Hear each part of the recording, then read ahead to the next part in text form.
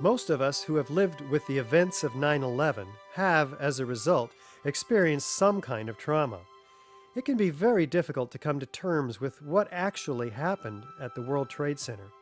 In fact, someone told me recently, "I wouldn't believe what you're telling me even if it were true." Our petition signers with psychological expertise have stepped forward to offer their insight. While this segment is clearly outside the knowledge base of the architects and engineers for 9/11 Truth, these experts in psychology highlight their valuable experience for us as to why this evidence can still be so difficult for people to accept. As we know, the horrors of what happened on 9/11 were televised all over the world, and they were televised, in fact, live. We witnessed the deaths of almost 3,000 of our fellow Americans.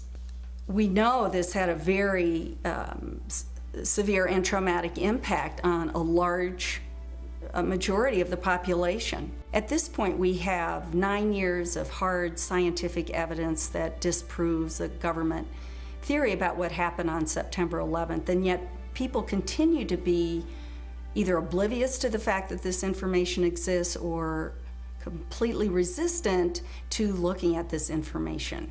So the question becomes why? Why is it that people have so much trouble hearing this information? From my work, I think we would be remiss not to look at the impact of trauma. Many people respond to these truths in a very deep way. Some have a visceral reaction like they've been punched in the stomach. To begin to accept the possibility that the government was involved is like opening Pandora's box. If you open the lid and peek in a little bit, it's going to challenge some of your fundamental beliefs about the world. If we can think of our worldview as being sort of our mental and emotional home, I think all of us will do just about anything to defend our homes, to defend our families. And so I see that with people, and I saw that with myself when my brother tried to talk with me about it, of don't mess with me, don't mess with my home, don't mess with my comfort with how things are. About a week later, I read a lengthy article by Professor Griffin about why he believes the official account of 9/11 cannot be true. And it was a very well-researched article. It was in my office at the time. I sat there and I felt my stomach churning. I thought maybe I was going to be sick. And I leaped out of my chair and ran out the door and took a long walk around the block, around several blocks, and just broke down. I understand now that what was happening was my worldview about my government being in some way my protector, almost like a parent, had been dashed, and it was like being cast out into the wilderness, I think is the closest way to describe that feeling. And I sobbed, felt like the ground had completely disappeared beneath my feet. And I knew at some point during the walk that I knew that I was going to have to become active in educating other people about this, that for me to retain any sense of integrity, I was going to have to take some action. I couldn't just let something like this go. When we hear information that contradicts our worldview, social psychologists call the resulting insecurity cognitive dissonance. For example, with 9/11, we have one cognition, which is what the official story of 9/11, what our government told us, what our media repeated to us over and over, that 19 Muslims attacked us. On the other hand, we have what scientists, researchers, architects, engineers are now beginning to tell us, which is that there is evidence that shows that the official story cannot be true. So now we've lost our sense of security. We are starting to feel vulnerable. Now we're confused. 9/11 Truth challenges the beliefs that our country protects us and keeps us safe, and that America is the good guy. When your beliefs are challenged, fear and anxiety are created. In response to that, our psychological defenses kick in, and they protect us from these emotions. Denial, which is probably the most primitive psychological defense, is the one most likely to kick in when our beliefs are challenged. And it's a very, very uncomfortable state to be in. And eventually our mind shuts off. Just like when a computer is overloaded, our minds get overloaded. We can't handle it anymore and we shut down. And what some of us will tend to do is deny the evidence that's coming our way and stick to the original story, the official story, and to try to regain our equilibrium in that way.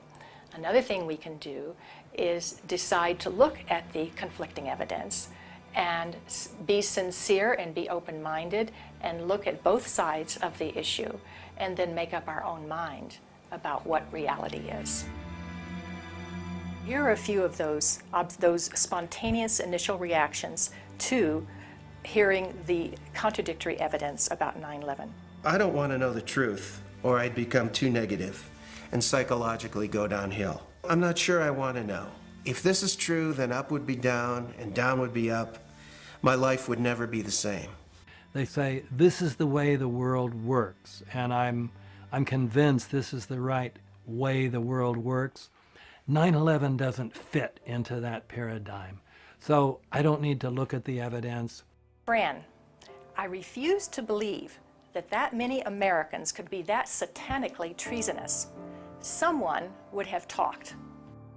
But these are beliefs. They are not scientific facts. But these beliefs do keep us from looking at the empirical evidence. Whenever we say, I refuse to believe, we can be sure that the evidence that's coming our way is not bearable and that it's conflicting with our worldview much too much. As I thought about all of these responses, I realized that what is common to every one of them is the emotion of fear.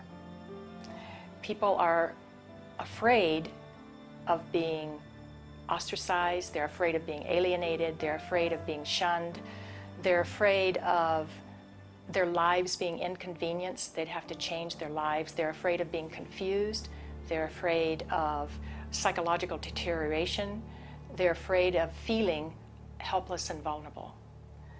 And they're afraid that they won't be able to handle the feelings that are coming up. None of us want to feel helpless and vulnerable.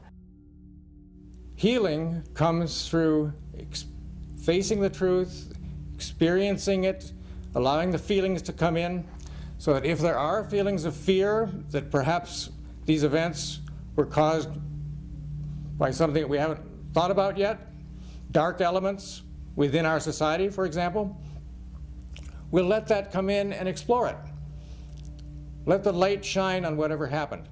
This will be the most healing process. The Germans did this after their war. The South Africans did this after apartheid.